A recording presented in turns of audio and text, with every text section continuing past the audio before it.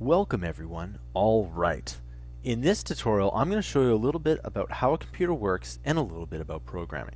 So the first thing you need to do is you need to go to jsbin.com and you need to make sure that HTML, CSS, JavaScript, and output is all clicked right there. So I'm going to highlight everything by pushing Command A or Control A, and what you need to do is you need to just make sure that there is nothing in either of these here.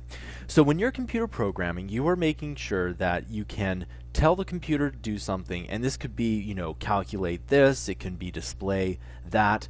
You're essentially telling the computer to do something. And you'll notice that there are three different kinds of languages here. There's HTML, CSS, and JavaScript, and these all do something a little bit differently.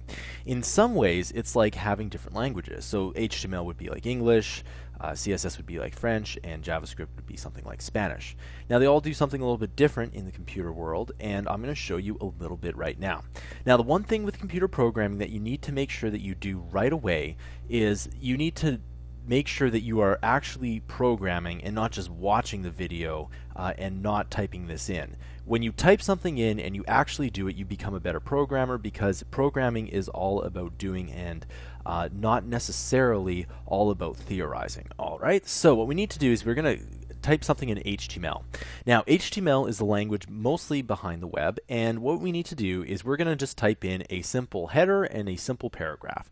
Now, to make something work in HTML, all I'm going to do is I'm going to type in, I'm going to push Shift, and you're going to find the comma key, and you're going to push that, and you're also going to push the Shift period key, and this comes up with something what we call a tag.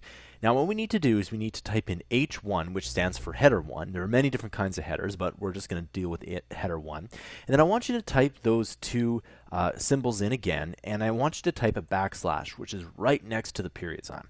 Okay? And you're going to go /head1. Now, in here, this is what closes off a tag in HTML. So we start off the tag telling what the computer needs to do, and then we close it off saying that we're done doing that specific task. All right? It's like, saying you're going to wash the dishes, and then you finish washing the dishes.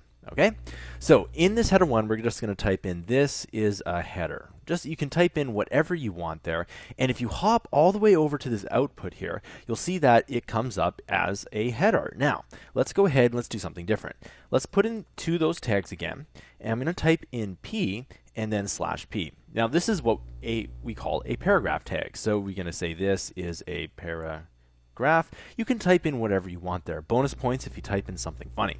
Okay, and as you can see, when we hop over to this output here, it says this is a header and this is a paragraph. You can see that there are two different types of text here. So now this doesn't look that cool. It's very functional. It tells you what a header is and what a paragraph is, but it doesn't necessarily look as cool as we want it to. So that's where CSS comes in. CSS, what it does is it stylizes the information within HTML. So we can change the color, we can change the font family, we can do a whole bunch of cool stuff. Now, CSS is extremely easy to use, and I'm just going to type in H1, and then I'm going to type in a curly bracket, and if you take a look at the semicolon key, move up to the P and look just right beside the P, push Shift, curly bracket, and push enter, and you'll see that the second curly bracket comes in right there. Now, curly brackets are really important in programming because, again, they work like this tag where it starts off the thing that you want to tell the computer to do, and then it ends it. So just like in this example, this curly bracket says you're going to start washing the dishes, and then this curly bracket ends with saying that you're finished.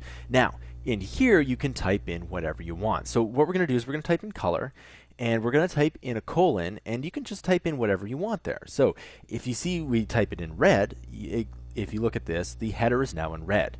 Now, if you type in yellow, guess what? It turns to yellow. You can type in orange, whatever. Okay? And why don't you go ahead and play with that a little bit here. Now, if you can guess, how do we modify the P or the paragraph tag? It's pretty simple. You type in P, you type in the curly bracket, and you make sure that curly bracket is closed. Now, I just typed in enter, and in this program here, it automatically added this bracket this closing bracket here, but sometimes you have to physically add that in yourself.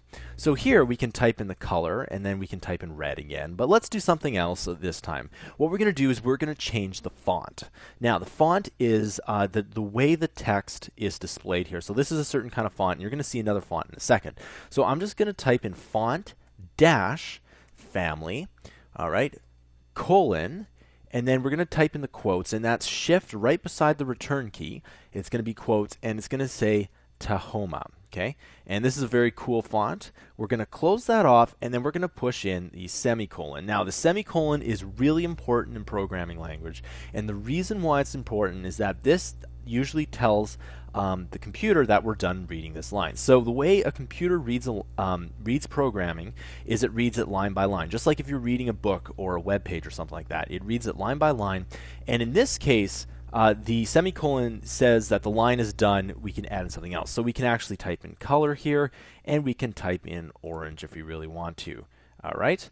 And as you can see, I didn't add in that semicolon, but as soon as I add in that semicolon here, you can see that the color becomes orange. And if we want to type in red, it becomes in red. But as soon as I get rid of that, it doesn't work. You can go over to the output here, and you see without that semicolon, it doesn't work. And that's really, really important, okay?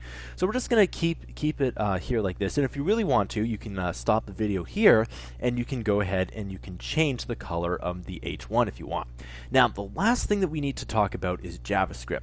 Now, JavaScript adds in a whole bunch of functional programming to your website. Now, what does that mean? Well, if you ever played a game, or if you've ever done anything that requires a little bit more than just displaying text in a cool way or displaying images, you're going to have to use JavaScript for websites, okay?